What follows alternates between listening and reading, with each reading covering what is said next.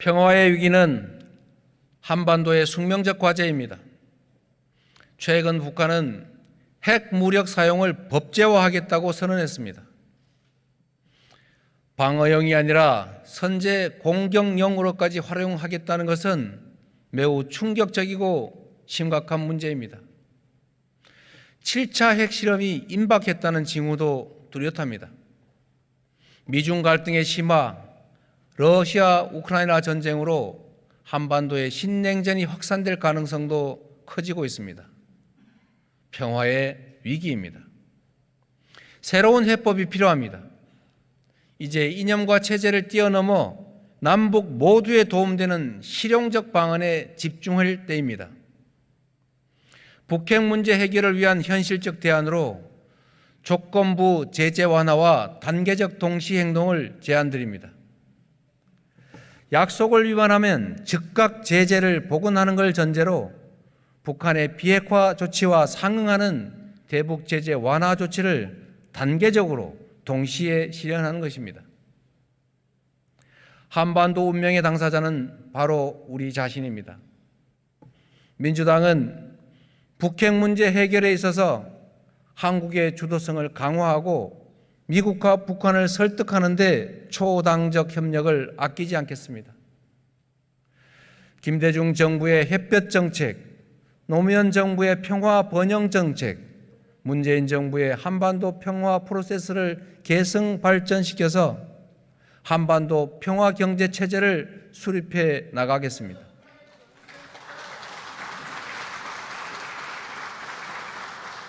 평화 경제 체제는 평화가 경제 발전으로 이어지고 경제 협력이 평화를 공고히 하는 평화와 경제의 선순환 체제를 의미합니다.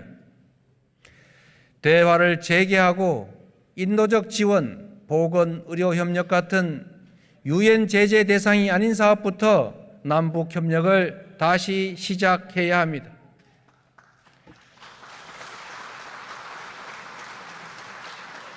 (2020년) 유엔 안전보장이사회는 경기도의 대북 온실 건설용 자재 지원 사업에 대해서 제재를 풀고 승인을 한 바가 있습니다. 남북의 결단만 있다면 유엔 제재는 넘을 수도 있는 벽임을 보여줍니다. 협력 사업은 상호 이익이 전제되어야 합니다. 국민께서는 북한과의 경제 협력, 교류, 인도적 지원은 지지하지만 북한만을 위한 일방적 정책은 찬성하지 않으십니다. 북한의 그릇된 관행과 태도에는 단호하게 변화를 요구하겠습니다. 대륙과 해양이 부딪히는 한반도의 지정학적 특성은 위기인 동시에 기회이기도 합니다. 강대국에 둘러싸인 우리 외교의 원칙은 강한 국력과 튼튼한 국방력에 기초한 국익 중심의 실용 외교여야 합니다. 미국은 대한민국의 유일한 동맹이고 중국은 전략적 협력 동반자입니다. 어느 쪽도 경시할 수 없고 둘 중 하나를 선택해서 운신의 폭을 좁힐 이유가 없습니다. 우리가 선택지를 제시하는 것이 바로 유능한 외교입니다. 한일 관계 개선 역시 큰 숙제입니다. 역사, 영토 주권, 국민의 생명 안전 문제는 단호하게 대처하되 경제, 사회, 외교적 교류 협력은 분리해서 적극 추진하는 투트랙 전략이 필요합니다. 외교가 경제이고 평화가 곧 경제입니다.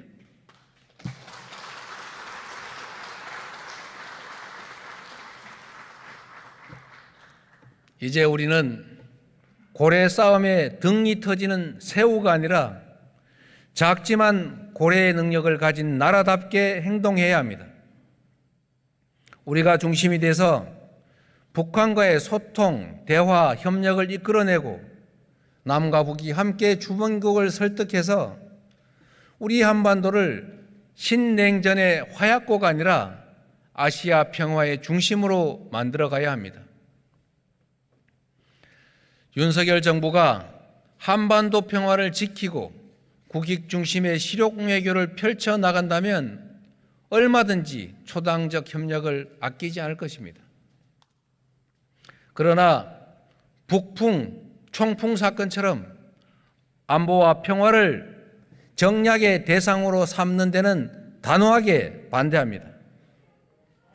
안타깝게도 며칠 전 대통령의 영미 순방은 이 정부의 외교 수준을 적나라하게 보여주었습니다. 조문 없는 조문 외교, 굴욕적 한일 정상회담은 국격을 심각하게 훼손시켰습니다. 전기차 차별 시정을 위한 IRA 논의와 한미 통화 스와프는 이번 순방의 핵심 과제였음에도 꺼내지도 못한 의제가 됐습니다. 총성 없는 전쟁인 외교에 연습은 없습니다. 초보라는 말로 양해되지 않는 혹독한 실전입니다. 오판 하나, 실언 하나로 국익은 훼손되고 막대한 비용이 발생합니다. 제1당으로서 이번 외교 참사의 책임을 분명하게 묻겠습니다.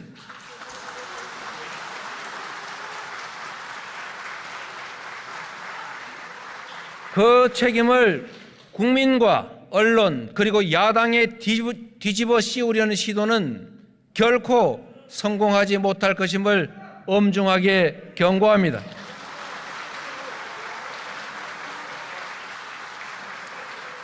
민생, 경제, 기후, 인구, 평화의 위기는 결국 정치가 해결해야 합니다. 정치는 정치인이 하는 것 같지만 결국 주권자인 국민이 하는 것입니다. 국민의 주권 의지를 제대로 반영하지 못하는 정치라면 그 틀을 바꿔야 합니다. 우리 헌법은 1987년 6월 항쟁의 산물입니다. 체육관에서 간접 선거했던 대통령을 국민이 직접 뽑는 5년 단임제, 당시로서는 혁신적이었습니다. 그러나 이제 시대는 변했고 국민은 변화를 요구합니다. 5년 단임제를 4년 중임제로 바꾸어서 책임 정치를 가능하게 하고 국정의 연속성을 높여야 합니다. 결선 투표의 도입으로 밀실 단일화가 아닌 합법적 정책 연대를 가능하게 해야 합니다. 국무총리 국회 추천제, 감사원 국회 이관과 같은 권한 분산도 중요한 과제입니다. 생명권, 환경권, 정보기본권, 동물권 같은 기본권과 자치분권을 강화해야 합니다. 직접 민주주의도 강화해야 합니다. 헌법을 바꾸는 일은 매우 어려운 일입니다. 대통령 취임 초에는 여당의 반대로, 임기 말에는 야당의 반대로 번번이 실패했습니다. 대통령 임기 중반인 22대 총선이 적기라고 생각됩니다. 올해 정기국회가 끝난 직후에 국회에 헌법 개정 특위 구성을 제안드립니다.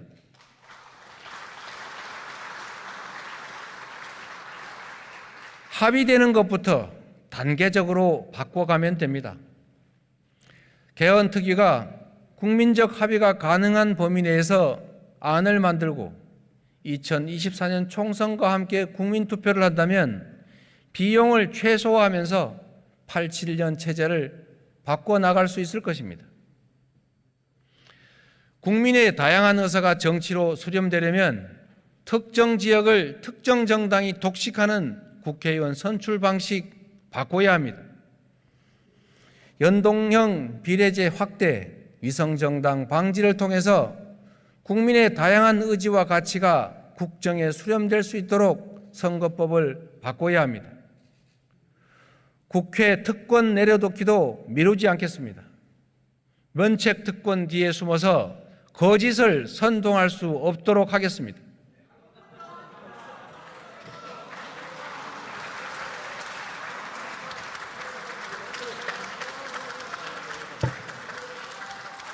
국회의원 소환제로 국회의원도 잘못하면 소환될 수 있게 해야 합니다. 민주국가에서 법치는 국정의 기본입니다. 헌법과 법률에 근거한 법치가 아닌 근거 없는 시행령 통치, 소위 영치는 삼권 분립의 위반이자 헌정 질서의 파괴입니다. 민주주의를 위협하는 시행령 통치를 바로잡고 국정을 정상화하겠습니다.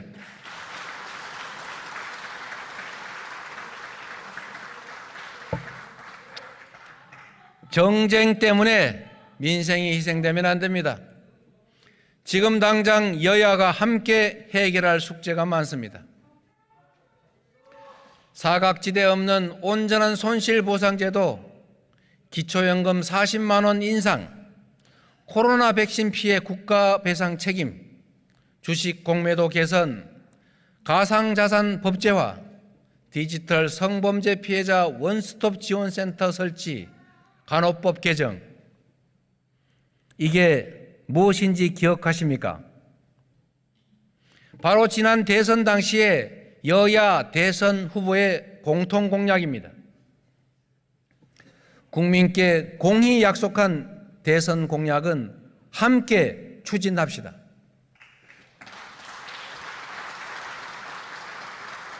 여야 공통공약 추진협의체 구성, 그리고 공통공약의 공동 추진을 다시 한번 촉구드립니다. 존경하는 국민 여러분, 대한민국은 기적처럼 성공했지만 양극화와 불평등은 심화되고 많은 국민이 희망을 잃고 있습니다. 이제 희망을 복원해야 합니다.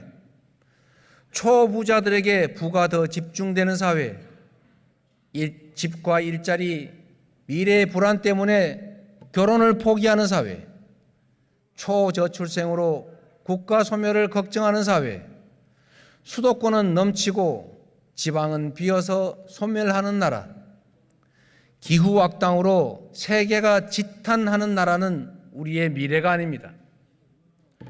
우리의 미래는 모든 영역에서 국민의 기본적 삶이 보장되고 오늘보다 더 나은 내일이 기대되는 나라여야 합니다. 없는 길을 만들어내는 것이 바로 정치의 역할입니다. 국민의 공감을 넓히고 점진적으로 기본사회를 준비해 나가겠습니다. 국민 여러분, 긴 시간 경청해 주셔서 감사드립니다. 의원 여러분께도 다시 한번 감사드립니다. 고맙습니다.